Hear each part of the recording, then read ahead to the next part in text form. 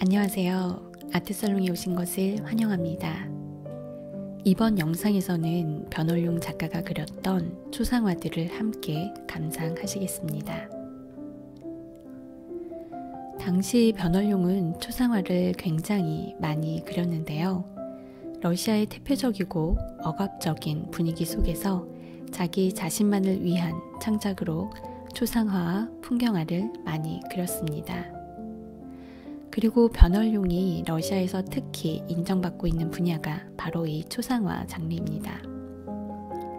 공적으로 주문받은 초상화 이외에도 아카데미 교수와 제자들, 문화예술인, 가족, 이웃 등 많은 초상화를 남겼는데요. 변월룡의 부인 제르비조바는 생전의 인터뷰에서 변월룡은 천성적으로 사람을 너무 좋아하고 사랑했다라고 했습니다.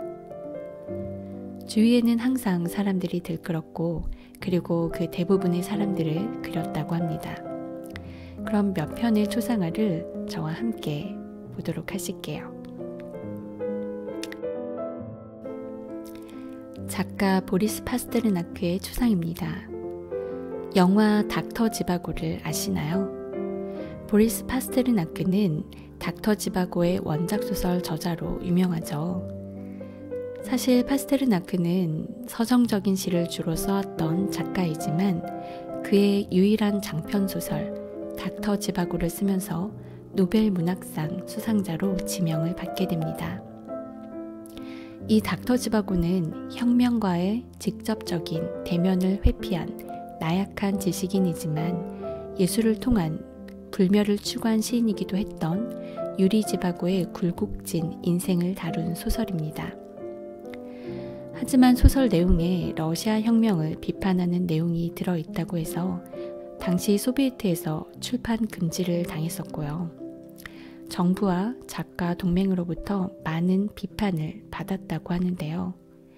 이런 이유로 작가는 노벨 문학상 수상을 거절하게 됩니다. 후에 정부로부터 그의 추방 명령이 확정되자 러시아 땅을 너무도 사랑했던 파스테르나크는 다시는 글을 쓰지 않겠다는 약속을 하고 러시아에 남게 되었다고 합니다. 그리고 많은 인생을 다른 사람들의 외국 시를 번역하면서 일생을 보냈다고 하죠. 그림을 보시면 어떠신가요? 굉장히 안타깝지만 이 작품은 미완성으로 남겨진 작품입니다. 하지만 마치 격동적인 혁명의 시대에 인간 혹은 예술가의 길에 대해 고뇌하는 문학가의 모습이 보여지고 있는 듯합니다. 이 그림은 오스뮤리킨의 초상화입니다.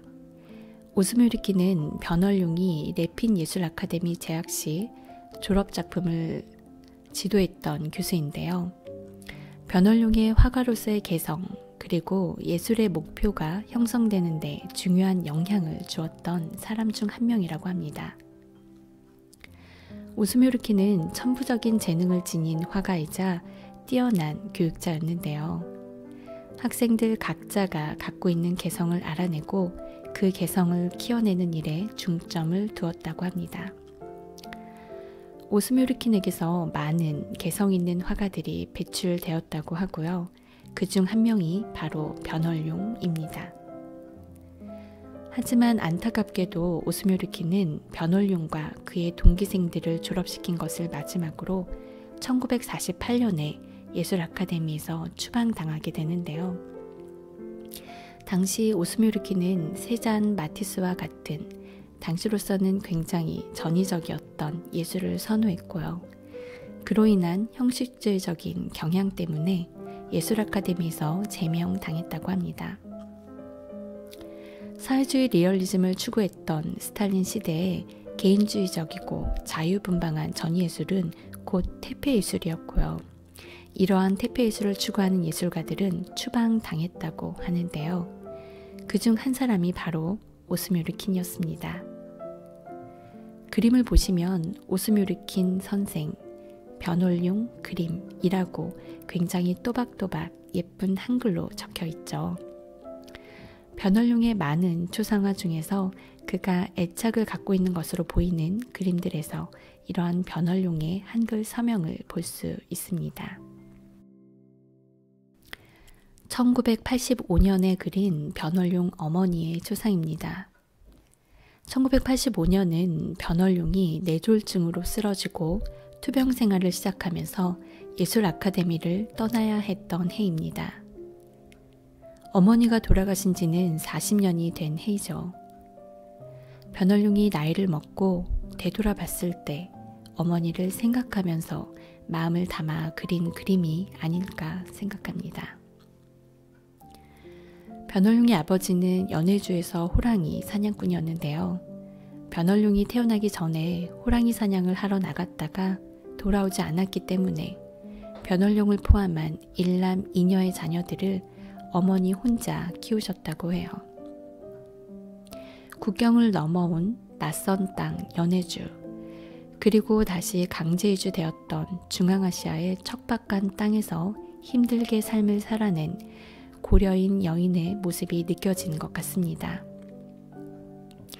이 그림 속의 어머니는 노동 영웅 한슈라처럼 미화되지도 기념비화되지도 않았고 그저 소박한 흰 저고리에 검은 치마를 입고 허리를 약간 구부정하게 구부리고 서 있는 백발의 노인으로 묘사되어 있습니다. 그려진 이 여인은 작가의 어머니이기도 하지만 갖은 세파를 이겨낸 한 사람의 고려인으로도 볼 수 있을 것 같아요.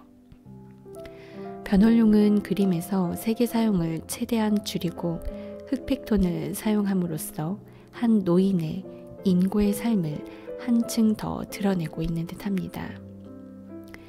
그리고 변월룡의 초상화들을 보면 인물 뒷배경에 그 인물을 상징하는 상징체가 놓여 있곤 하는데요. 이 그림에서는 굉장히 어두운 배경과 함께 여기 발 근처에 투박한 옹기 하나가 놓여 있습니다.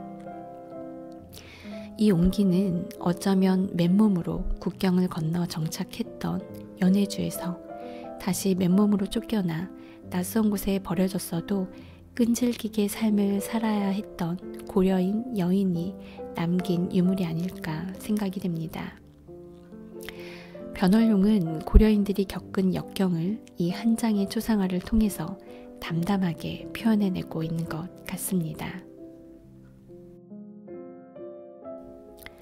변월룡은 레핀 예술 아카데미에서 함께 공부했던 러시아인 제르비조바와 결혼을 하고 이남 일녀를 두었습니다. 지금 보시는 그림들이 변월룡의 사랑하는 아내와 자식들을 그린 그림인데요. 변월룡의 첫째 아들 알렉산드리에게 책을 읽어주고 있는 아내 제르비조바의 모습을 그린 그림입니다. 화면 전체에 화목하고 따뜻한 기운이 좀 느껴지시나요? 그리고 둘째 아들 세리게이와 딸 올가입니다. 이 둘은 현재 변월룡과 제르비조바가 수학했던 레핀 예술 아카데미를 졸업하고 현재 상트페테르부르크에 있는 부모의 작업실을 그대로 사용하고 있다고 합니다. 변월룡은 러시아에서 추상화가로 인정받기도 했고 예술학교에서 교수로 재직하면서 많은 초상화들을 남겼는데요. 오늘은 그의 초상화들을 저와 함께 감상하셨고요. 다음 아트살롱 영상에서 변월룡의 또 다른 작품들로 찾아뵙도록 하겠습니다. 그럼 다음 영상에서 뵐게요. 감사합니다.